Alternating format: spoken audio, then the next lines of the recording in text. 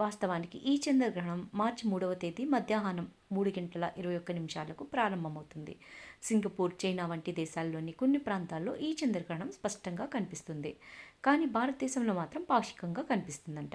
అది మొత్తంగా ఈ చంద్రగ్రహణం ఏర్పడే పూర్తి సమయం 3:27 ఇక ఈ గ్రహణం మోక్షకాలం సాయంత్రం 6:48 ఉంటుంది.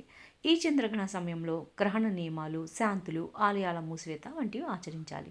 ఇక సనాతన ధర్మం ఆచరించేవారు, గృహస్థాశ్రమ నియమాలు పాటించేవాళ్ళు మధ్యాహ్నం 12 గంటల్లోపే భోజనం వంటి కార్యక్రమాలు ముగించేసి గ్రహణం ముగిసే వరకు ఎలాంటి ఆహారం స్వీకరించకుండా ఉండడం ఉత్తమం.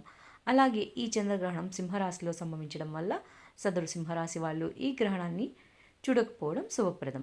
సింహరాశితో పాటు కుంభ, కర్కాటక, మకర రాశుల వారిపై కూడా కొంత చెడు ఫలితాలు చూపే అవకాశం ఉందట. కాబట్టి ఈ చెడు ఫలితాలున్న రాశుల వాళ్ళు మరుసటి రోజు గ్రహశాంతి, జపాలు, పూజలు ఆచరించడం వల్ల గ్రహణ దోషాల నుంచి బయటపడొచ్చని పండితులు చెప్తున్నారు.